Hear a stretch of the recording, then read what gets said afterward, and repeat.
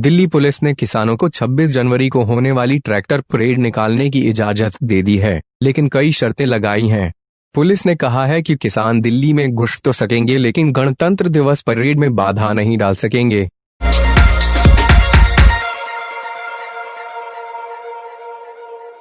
Delhi police ने किसानों को 26 जनवरी को होने वाली ट्रैक्टर परेड निकालने की इजाजत दे दी है, लेकिन कई शर्तें भी लगाई हैं। पुलिस ने कहा है कि किसान दिल्ली में घुस तो सकेंगे, लेकिन गणतंत्र दिवस परेड में बाधा नहीं डाल सकेंगे। किसानों की रैली गणतंत्र दिवस परेड खत्म होने पर दोपहर बाद ही निकाली जा सकेगी। तय रूटों पर ही ट्रैक्टर रैली निकालने की छूट होगी। पुलिस ने रविवार को प्रेस कॉन्फ्रेंस में साफ तौर पर कहा है कि उसने इस रैली को मंजूरी सिर्फ किसानों की मांगों के प्रति सम्मान दिखाने के लिए दी है। पुलिस ने कहा है कि किसान कुछ किलोमीटर तक दिल्ली में प्रवेश कर सकते हैं और फिर तय स्थानों पर निकल सकते हैं।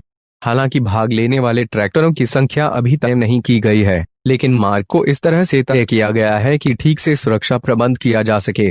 सुरक्षा के कड़े इंतजाम किए गए हैं। प्रेस कॉन्फ्रेंस में स्पेशल सीपी इंटेलिजेंस दीपेंद्र पाठक ने कहा, हमने भारतीय किसान यूनियन नेताओं के साथ विचार विमर्श किया और इस बात पर सहमति है कि वे राजपथ पर गणतंत्र दिवस समारोह के बाद अपना मार्च करेंगे। परेड के दौरान कोई गड़बड़ी नहीं होनी चाहिए। हम उन्हें पर्याप्त सुरक्षा देंगे। उनका मार्च शांतिपूर्ण होगा और आखिर में वे सीमा पर लौट आएंगे। पुलिस किसानों को रोकने के लिए लगाए गए बैरिकेड को 26 जनवरी को हटाएगी। बीते कई दिनों से इसे लेकर किसान नेताओं और पुलिस के बीच बातचीत चल रही थी।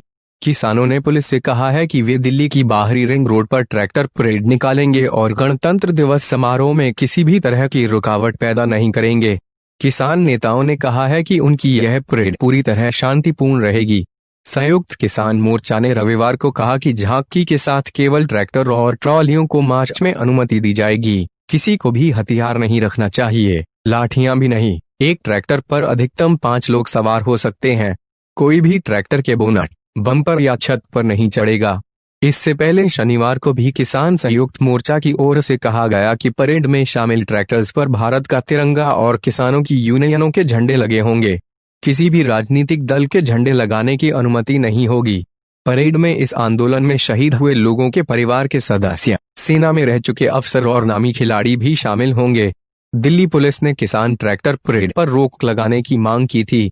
पुलिस ने सुप्रीम कोर्ट में दायर याचिका में कहा था कि परेड होने से गणतंत्र दिवस समारोह के आयोजन में अड़चन आएगी और इससे दुनिया भर में देश की छवि खराब होगी। अदालत ने कहा था कि पुलिस को ही इस बारे में फैसला करना होगा कि परेड की अनुमति दी जानी चाहिए या नहीं। अदालत ने यह भी कहा था कि पुलिस के पास इस बारे में फैसला लेने का पूरा अधिकार है और वे इस मामले में दखल नहीं दे सकती।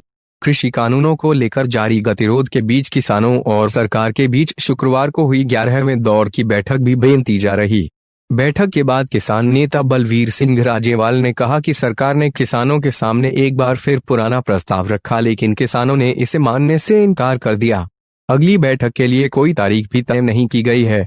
इसका मतलब साफ है कि अब आगे जल्द कोई बातचीत होनी मुश्किल है। बैठक के बाद कृषि मंत्री नरेंद्र सिंह तोमर ने कहा, बैठक के दौरान जब किसानों ने कहा कि वे सरकार के प्रस्ताव पर राजी नहीं हैं और कानूनों को रद्द करवाना चाहते हैं, तो सरकार की ओर से कहा गया कि कानूनों को स्थगित करने का जो प्रस्ताव दिया गया है वे किसानों और देश के हित में है।